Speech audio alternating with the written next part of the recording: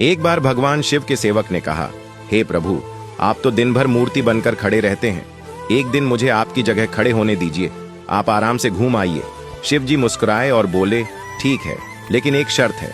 मंदिर में जो भी आए और जो कुछ भी कहे, तुम्हें बस सुनना है, जवाब नहीं देना है। सेवक ने शर्त मान ली और भगवान ने सेवक को अपने जैसा मूर्ति का रूप देकर मंदिर में खड़ा कर दिया, ताकि वह बिल्कुल भगवान जैसा दिखाई दे। सुबह सबसे पहले एक व्यापारी आया।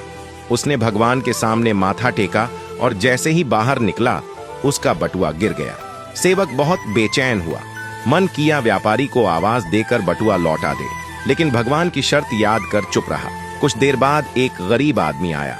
उसने भगवान से कहा, हे प्रभु, मेरे बच्चे भूखे हैं, कुछ मदद कर दो। तभी उसकी नजर बटुए पर पड़ी।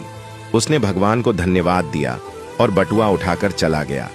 फिर एक नाविक आया और बोला, हे भगवान, मैं 15 दिन के समुद्री सफर पर जा रहा हूँ, कृपा करना।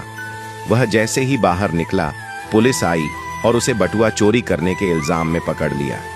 यह देखकर सेवक खुद को रोक न पाया और चिल्ला पड़ा, यह गलत है। बटुआ तो उस गरीब ने उठाया था, इसे छोड़ो और उस गरीब को पकड़ो। रात को भगवान लौटे तो सेवक ने गर्व से पूरा किस्सा सुनाया, लेकिन भगवान गंभीर हो गए और बोले, तुमने मेरी योजना में दखल दे दिया। वह व्यापारी बेईमान था, उसका बटुआ गिरना उसके कर्मों का फल था। गरीब को बटुआ इसलिए मिला ताकि वह अपने बच्चों का पेट भर सके। और जहां तक नाविक की बात है, तो उसका जहाज तूफान में डूबने वाला था।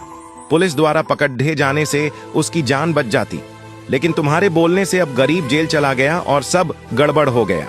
फिर भगवान बोले, सेवक याद रखो, जो कुछ भी होता है उसमें मेरी योजना होती है। तुम्हारी नजर सिर्फ उस पल की सच्चाई देखती है, लेकिन मैं संपूर्ण समय और कर्मों को देखता हूँ। इसीलिए जब भी तुम्हें कुछ गलत लगे तो समझ लेना कि मैं तुम्हारे भले के लिए ही कर रहा हूँ।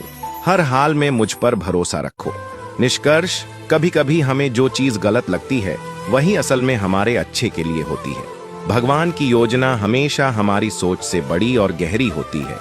इसलिए हर हालात में भगवान पर भरोसा बनाए रखना चाहिए, क्योंकि जो भी होता है वह हमारे अच्छे के लिए ही होता है। बात से सहमत है तो यस जरूर लिखे और इसी तरह की कहानियों के लिए हमारे साथ जुड़े रहिए।